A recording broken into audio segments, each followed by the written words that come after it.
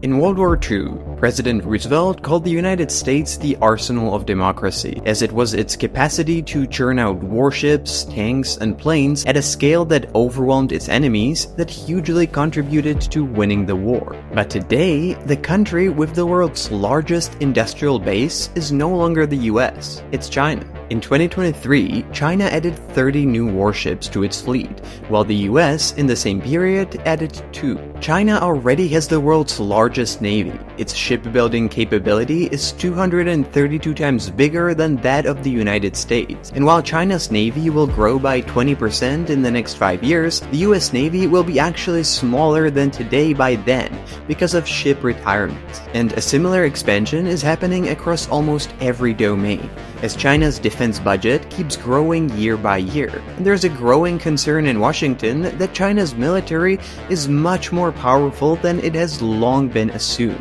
and that in at least some areas, it's already catching up with the United States. This is a breakdown of the real strength of China's military, the progress it's made, and whether it's more of a paper tiger or a peer of its chief rival, the US military. And to help me understand this, I've spoken with Brian Hart, an expert on Chinese military from the Center for Strategic and International Studies. One of the reasons the United States was so successful in World War II is because we were able to ramp up production of things like ships at an enormous scale and build them out faster than anybody had ever built them in history. And now China accounts for about half of global commercial shipbuilding.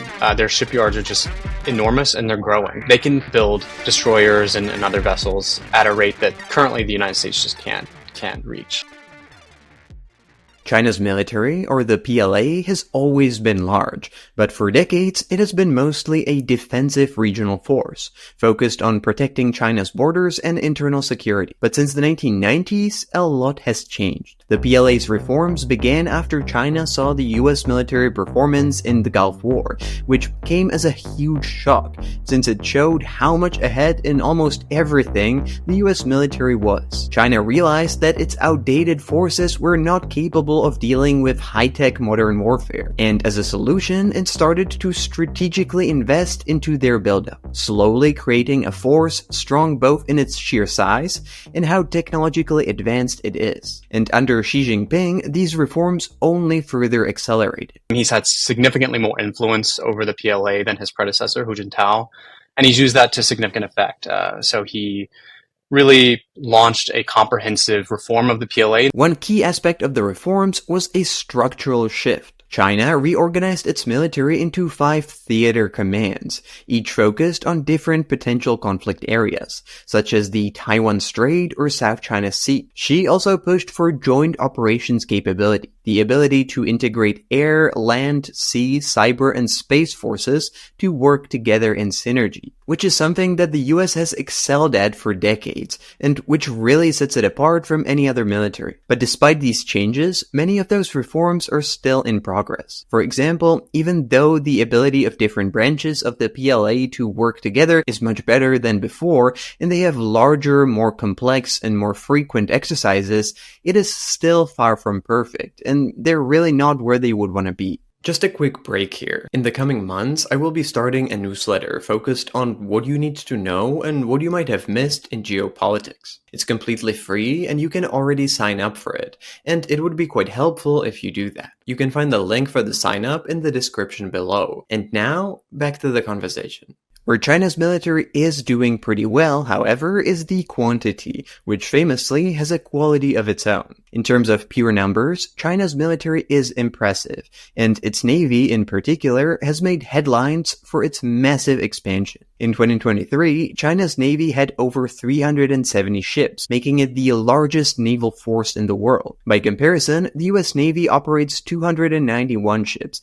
and it's projected to slightly reduce that number in the coming years. China, on the other hand, is on track to increase its fleet size to 400 ships by 2025, and 440 by 2030. Something which helps them to do that is another essential aspect of China's military modernization, its military-civil fusion strategy, which basically aims to integrate civilian and military capabilities. This approach allows the PLA to leverage China's massive commercial industries, especially in sectors like shipbuilding, space, and information technology. And this is where China really has an edge over the US, because in China, the line between a civilian economy and military is almost non-existent, whereas in the US, many companies outright reject working with the government. For example, China's dominance in the global commercial shipbuilding industry hugely helps its naval forces. The same shipyards that produce container ships can be quickly adapted to build destroyers and submarines,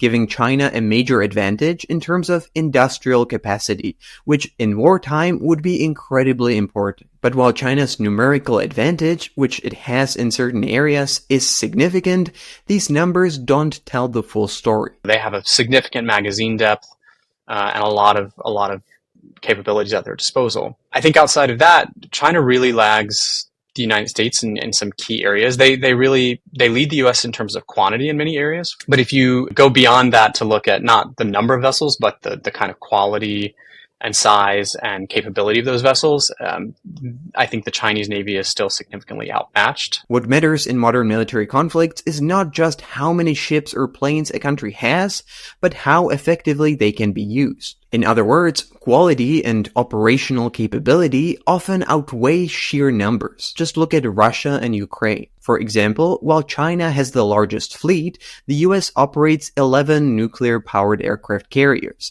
capable of projecting air power anywhere in the world. By contrast, China has only recently launched its third carrier, and all of its carriers are conventionally powered, which limits their range and endurance. Plus, China's logistical support that would allow it to carry out operations far from its borders, like having overseas bases and refueling infrastructure, remains pretty weak compared to the enormous network that the US has built all around the world. But then again, China is probably not prioritizing building a global military like the American one, because its main goal is to prepare to potentially fight over Taiwan. And that gets us to probably the most consequential question surrounding China's military, whether it would be powerful enough to successfully take Taiwan by force. For decades, this has been the PLA's main strategic focus, but despite its vast resources, a successful amphibious invasion of Taiwan would be one of the most challenging military operations in history. China has very impressive naval capabilities and missiles that are designed to deter and potentially prevent the US from intervening in a conflict over Taiwan. And they would be likely to make the waters in the area very dangerous for American forces. But launching a full-scale amphibious invasion is a whole different challenge. The PLA does not currently have the kind of the full lift, amphibious lift capabilities that they need to flow those forces across the strait. So we see them taking, again, stopgap measures. One of those is thinking about using commercial vessels to potentially move, some battalions or things like that across the Taiwan Strait to supplement their lack of actual military lift capabilities. So they're not there, but the PLA is certainly focusing on that, and they're focusing on doing it quickly. Amphibious operations require a high level of coordination, logistics, and air and naval superiority, none of which the PLA has ever been fully tested on. While China may have the largest missile arsenal in the world, designed to deter the US forces in Western Pacific, whether they can execute complex military operations is not clear. War is also really about systems. It's, you can have the most advanced capabilities in the world and the highest quality, but if you don't have the systems to execute those, to conduct joint operations, to have, supporting systems like ISR and targeting, if you can't find your enemy, and then you can't hit them, no matter how many missiles you have. That is where I think the United States has so much experience. We have our systems built up to conduct joint operations. And that kind of brings us to perhaps the biggest problem that China's military has, which is the lack of combat experience. The last time China engaged in a significant military conflict was during the brief border war with Vietnam in 1979. Since then, the PLA has not been tested in real-life combat, unlike the US military, which has been fighting smaller and larger conflicts around the globe almost constantly for decades. And this lack of experience could turn out to be a major disadvantage in a high-stakes conflict. Lack of experience in combat is something that I think the PLA worries about the most. China's really not had the chance to learn, get their hands dirty, so to speak, in actually learning about that. So really they've had to learn from others. That's why they watch the United States so closely in terms of our military campaigns. That's why they watch Russia so closely, especially right now, Russia's both their successes and failures in Ukraine. But there are a lot of counter-arguments against this as well. You could say that since the most recent US combat experiences come from low-intensity counterinsurgency operations, it doesn't actually have experience with fighting high-intensity conflicts with a peer opponent either. And so maybe the lack of China's experience wouldn't actually matter that much. And because China's leadership is aware of this disadvantage, they have been conducting extensive training exercises to simulate large-scale military operations, particularly around Taiwan and the South China Sea, to make up for this. But at the end of the day, it's only in real conflicts when militaries can test what actually works and what doesn't. And so we won't really know how big of a disadvantage this is for China's forces until that happens. Where China is also trying to make up for this lack of combat experience and where it hopes to get an edge over the US is by being a smarter and more technologically advanced military.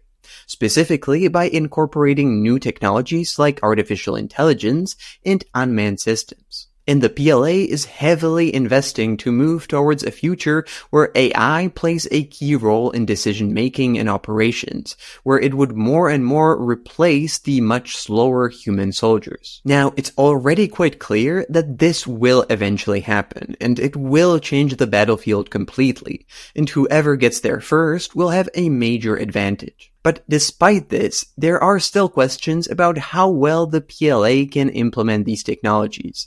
And although China is advancing rapidly, at this point it doesn't have a decisive advantage. And the US is doing everything it can to not stay behind. So how does China really compare to the US military? Well, in a lot of areas, China is catching up. China is already a formidable regional power, and over the past decade, it managed to narrow the gap between its own armed forces and the US military quicker and further than anyone expected. In some areas, it has numerical advantage over the US, and it continues to rapidly modernize and increase its military budgets year by year.